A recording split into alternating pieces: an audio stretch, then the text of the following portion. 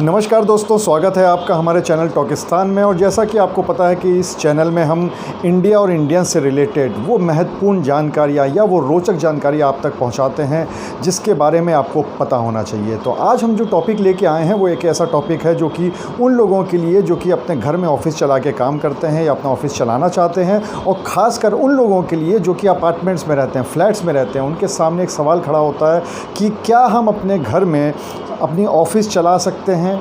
अगर चला सकते हैं तो कैसे, और अगर नहीं चला सकते हैं तो क्यों नहीं चला सकते। और इस बात को लेकर काफ़ी सारे लड़ाई झगड़े भी होते हैं, काफ़ी सारे लिटिगेशंस भी होते हैं, लीगल चीज़ें कोर्ट तक भी जाती हैं। तो आज की ये पूरा वीडियो आप देखिएगा तो आपको पता चलेगा कि आखिर आप किस तरह से घर में ऑफिस चला सकते हैं, या फिर अगर आप कौन सा काम कर रहे हैं तो आप नहीं चला सकते। तो चलिए फिर वीडियो को शुरू करते हैं।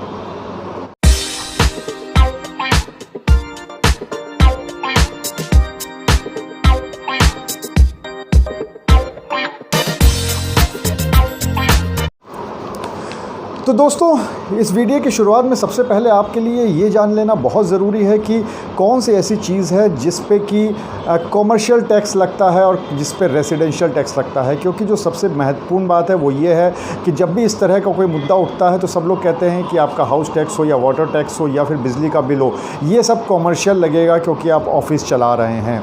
तो सबसे पहली जो बात है समझने की, उस पर आप समझ लीजिए कि दो तरह के एस्टेब्लिशमेंट होते हैं। एक होता है प्रोफेशनल एस्टेब्लिशमेंट और एक होता है कॉमर्शियल एस्टेब्लिशमेंट।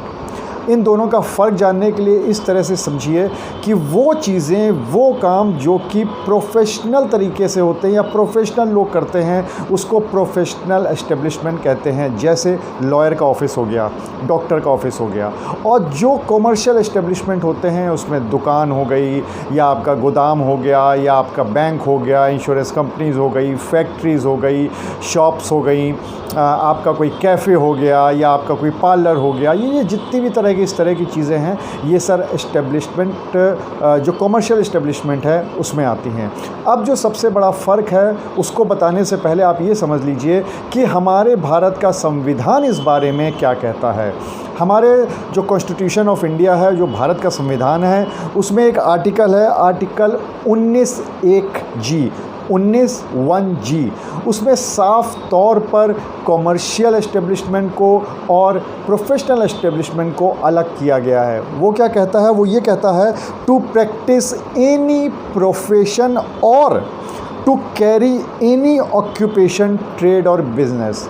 यानी कॉन्स्टिट्यूशन ने बिल्कुल साफ कर दिया है कि इस देश का जो भी नागरिक है वो कोई भी प्रोफेशनल चीज़ भी कर सकता है, या फिर वो किसी भी तरह का ऑक्यूपेशन, ट्रेड या बिज़नेस भी कर सकता है। इसका मतलब ये साफ़ हो गया कि जो कॉमर्शियल चीज़ें हैं, जो बिज़नेस वाली चीज़ें हैं वो अलग होती हैं, और जो प्रोफेशनल चीज़ें होती हैं वो अलग होती हैं। चलिए अब इसमें आगे बढ़ते हैं। अब दूसरी बात ये है कि किस चीज़ पे टैक्स लगेगा। बहुत सारे सुप्रीम कोर्ट के जजमेंट्स हैं जिसमें सुप्रीम कोर्ट ने साफ़ तौर पे ये बोल दिया है, इसके साथ साथ कई सारी हाई कोर्ट्स हैं, उन्होंने भी ये बता दिया है कि जो भी कॉमर्शियल एस्टेब्लिशमेंट होते हैं केवल उन पे टैक्स लग सकता है कॉमर्शियल, और जो प्रोफेशनल एस्टेब्लिशमेंट होते हैं उस पर ना तो टैक्स लगा सकते हैं, ना ही उसको खोलने से रोक सकते हैं। जैसे सबसे पहले आते हैं, एक केस था सुप्रीम कोर्ट में वी शशिधरन के नाम से। उसमें साफ तौर पे बताया गया है कि जो लॉयर होते हैं, यानी जो वकील होते हैं, वो अपने घर में अपनी ऑफ़िस खोल सकते हैं और वहाँ से अपना काम भी कर सकते हैं। उसको सुप्रीम कोर्ट ने साफ तौर पे कह दिया है कि वो कॉमर्शियल एस्टेब्लिशमेंट नहीं है, यानी वो अपने घर में ही अपनी एक ऑफ़िस खोल सकते हैं, चाहे तो पूरा घर के जो घर है उनका उसमें, या फिर उसके एक पार्ट में वहाँ पर ऑफ़िस खोल सकते हैं, और उसमें कहीं से भी कोई कॉमर्शियल टैक्स नहीं लगा सकता। बिजली का बिल हो, वाटर टैक्स हो या हाउस टैक्स हो, सब रेसिडेंशियल ही जाएगा क्योंकि वो एक प्रोफेशनल सर्विस है। इसी तरह का एक मामला था डॉक्टर देवेंद्र एम सुरभी।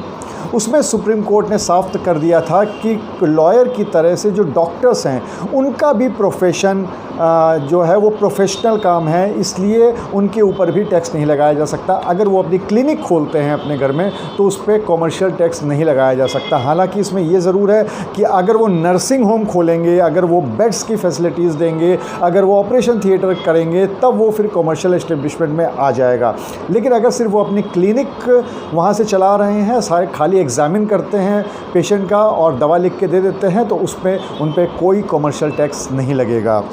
इसी तरह का एक मामला था फिलिपोस एंड कंपनी का, जिसमें कि साफ तौर पर ये कह दिया गया था कि जो चार्टर्ड अकाउंटेंट्स होते हैं उनके ऊपर भी, वो लोग भी प्रोफेशनल होते हैं, वो भी डॉक्टर्स की तरह, लॉयर्स की तरह प्रोफेशनल्स उनका काम होता है, इसीलिए उनके ऊपर भी टैक्स नहीं लग सकता। मतलब कहने का ये है कि जो कॉमर्शियल टैक्स है, यानी ये सभी लोग अपने घर में रहते हुए अपने घर में ही अपने ऑफिस खोल सकते हैं और उस पर जो उनको टैक्स देना पड़ेगा, हाउस टैक्स या बिजली का बिल या वाटर टैक्स, वो सब उनको रेसिडेंशियल देना पड़ेगा। इसी तरह से सबसे महत्वपूर्ण बात एक और है कि अगर आप सब लोग या इनमें से कोई भी लोग जो प्रोफेशनल काम करते हैं इस तरह के, वो अगर अपार्टमेंट में रह रहे हैं और वो अपने अपार्टमेंट में यानी अपने फ्लैट में इस तरह का ऑफिस चला रहे हैं या खोल रखा है उन्होंने, तो उस पर कोई टैक्स नहीं लगेगा कॉमर्शियल, और वो बायलॉज का उल्लंघन भी नहीं है। ये भी सुप्रीम कोर्ट ने साफ तौर पे तय कर दिया है।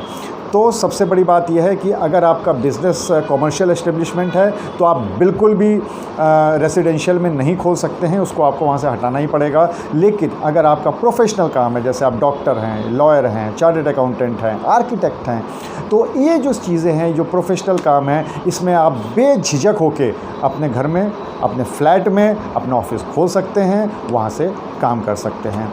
तो ये थी आज की जानकारी। इसी तरह से और भी वीडियोस देखने के लिए हमारा चैनल टॉकिस्तान को सब्सक्राइब करिए और इसी तरह की नई नई चीज़ें, रोचक चीज़ें लेकर हम आपके सामने आते रहेंगे। अगले वीडियो तक के लिए नमस्कार।